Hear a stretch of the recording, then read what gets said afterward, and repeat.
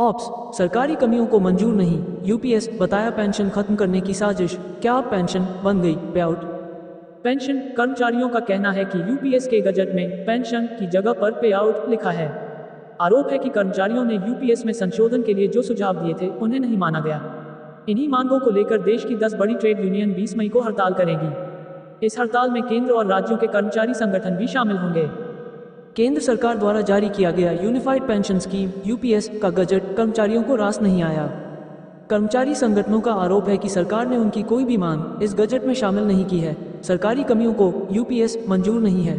उन्होंने इसे पुरानी पेंशन खत्म करने की साजिश बताया है। कर्मचारियों का कहना है कि यूपीएस के गजट में पेंशन की जगह पर पे आउट लिखा है। आरोप है कि कर्मचारियों ने यूपीएस में संशोधन के लिए जो सुझाव दिए थे उन्हें नहीं माना गया। इन्हीं मांगों को लेकर देश की 10 बड़ी ट्रेड यूनियन 20 मई को हड़ताल करेगी। इस हड़ताल में केंद्र और राज्यों के कर्मचारी संगठन भी शामिल होंगे। जेसीएम के सदस्य और एआईडीएफ के महासचिव सी श्री कुमार बताते हैं, देखिए सरकार ने कर्मचारियों के साथ धोखा किया है। कर्मचारियों की मांग पुरानी पेंशन को लेकर है। एआईडीएफ और दूसरे संगठन करीब 2 दशक से पुरानी पेंशन योजना यानी सीसीएस पेंशन नियम 1972 अब 2021 के तहत गैर अंशदायी पेंशन की बहाली के लिए लगातार संघर्ष कर रहे हैं। इसके लिए अनेक सेमिनार, जंतर मंतर पर प्रदर्शन और रामलीला मैदान में रैली हुई है। कर्मचारियों ने शपथ ली थी कि वे एनपीएस के खिलाफ लगातार संघर्ष करेंगे और सीसीएस पेंशन नियम 1972 अब 2021 के तहत पेंशन के अलावा कोई अन्य पेंशन योजना स्वीकार नहीं करेंगे। एआईडीएफ ने टीवी सोमनाथन समिति की बैठकों का बहिष्कार किया, जबकि राष्ट्रीय परिषद जेसीएम की स्थायी समिति के अन्य सदस्य बैठकों में शामिल हुए। इसके बाद जब प्रधानमंत्री मोदी ने जेसीएम के सदस्यों से मिलना चाहा तो जेसीएम को बैठक का एजेंडा तक नहीं दिया गया। एआईडीएफ ने पीएम मोदी की बैठक का बहिष्कार किया।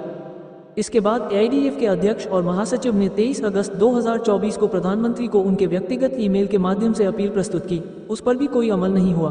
अब यह निर्णय लिया गया है कि सरकारी कर्मचारी यूपीएस को खारिज करते हैं गैर अंशदायी पुरानी पेंशन योजना को प्राप्त करने के लिए निरंतर संघर्ष को आगे बढ़ाते रहेंगे। पिछले दिनों दिल्ली में 10 केंद्रीय ट्रेड यूनियनों के प्रतिनिधियों में की बैठक में विभिन्न मांगों को लेकर 20 मई को हड़ताल पर जाने का निर्णय लिया गया है।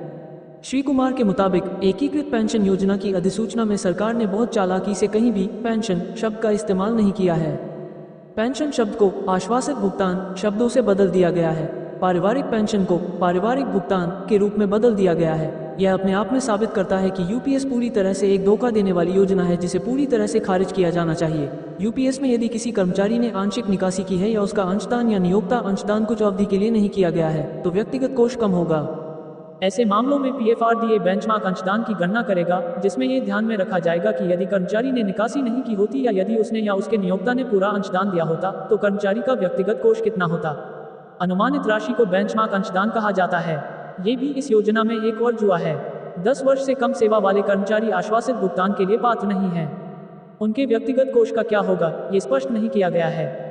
कर्मचारी के पास पिछले 12 मासिक औसत मूल वेतन का 50% प्राप्त करने के लिए न्यूनतम 25 वर्ष की अर्हक सेवा होनी चाहिए। यदि सेवा 25 वर्ष से कम है तो आश्वासित भुगतान आनुपातिक रूप से कम होगा। स्वैच्छिक सेवानिवृत्ति के मामले में न्यूनतम सेवा अवधि 25 वर्ष है। हालांकि सुनिश्चित भुगतान केवल उसी तिथि से शुरू होगा जिस तिथि को कर्मचारी सेवा में बने रहने पर सेवानिवृत्त होता। ये सबसे खतरनाक है।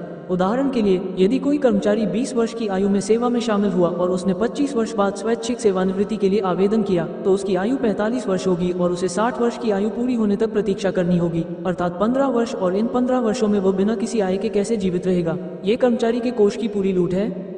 Confederation of central government employees and workers के महासचिव एसबी यादव का कहना है, यूपीएस में सरकार ने कर्मियों के किसी भी सुझाव को शामिल नहीं किया। सरकार ने दिखाने के लिए सुझाव मांगे थे। कर्मियों की एक ही मांग है कि उनके लिए पुरानी पेंशन लागू हो। सरकारी कर्मचारी यूपीएस को स्वीकार नहीं करेंगे। जल्द ही कॉन्फेडरेशन की राष्ट्रीय कार्यकारिणी की बैठक बुलाई जाएगी। उसमें भावी आंदोलन की रणनीति तय होगी। 20 मई की हड़ताल में केंद्र व राज्यों के कई कर्मचारी संगठन भाग ले सकते हैं। National mission for old pension scheme Bharat के अध्यक्ष मनजीत सिंह पटेल के अनुसार यूपीएस के गजट में कोई बदलाव नहीं किया गया है।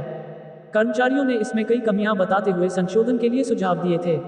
सरकार ने गजट के विरोध के बावजूद पब्लिक से सुझाव मांगे। उसके बाद उन सुझावों को गजट में शामिल भी नहीं किया। बतौर डॉक्टर मनजीत, ये केवल प्रक्रियात्मक गजट है। यूपीएस में पे आउट शब्द का इस्तेमाल किया गया है, पेंशन नहीं। गजट का नाम यूपीएस है लेकिन अंदर पेंशन नहीं पे आउट दिखता है। ये गजट अपनी ही बातों का विरोधाभासी है।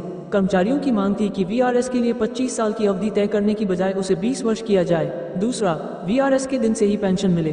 तीसरा, पेंशन का अंशदान हर हालत में कर्मचारी को वापस मिले। गजट में ये तीनों ही मांगे नदारद हैं। सरकार ऐसा रास्ता बनाने की कोशिश में है कि पेंशन शब्द ही खत्म हो जाए। पेंशन को कोर्ट में चैलेंज किया जा सकता है, लेकिन पे आउट को नहीं। अब पूरे देश में ओपीएस की मांग के लिए विरोध प्रदर्शन करेंगे। केंद्र सरकार के कर्मियों के लिए 1 अप्रैल से एकीकृत पेंशन योजना लागू हो जाएगी। जो कर्मचारी एनपीएस से यूपीएस में आएंगे उन्हें क्या कुछ मिलेगा, ये सब बातें तय कर ली गई हैं। न्यूनतम 10 वर्ष की अर्हक सेवा के पश्चात अधिवर्षता पर 10,000 रुपये प्रतिमाह का सुनिश्चित न्यूनतम भुगतान होगा। वित्त मंत्रालय में राज्य मंत्री पंकज चौधरी ने इस बाबत संसद में बताया, ये स्कीम विद्यमान पेंशन योजनाओं से अलग है क्योंकि इसमें सुनिश्चित भुगतान के रूप में निर्धारित लाभ के साथ निर्धारित अंशदान की सुविधा शामिल है। एकीकृत पेंशन योजना कर्मचारियों को बाजार संबद्ध प्रतिलाभ की अनिश्चितता से सुरक्षा प्रदान करती है। इतना ही नहीं, यूपीएस राजकोषीय विवेक साथ साथ अंतर नागरिक और अंतर पीढ़ीगत इक्विटी को बनाए रखना सुनिश्चित करती है।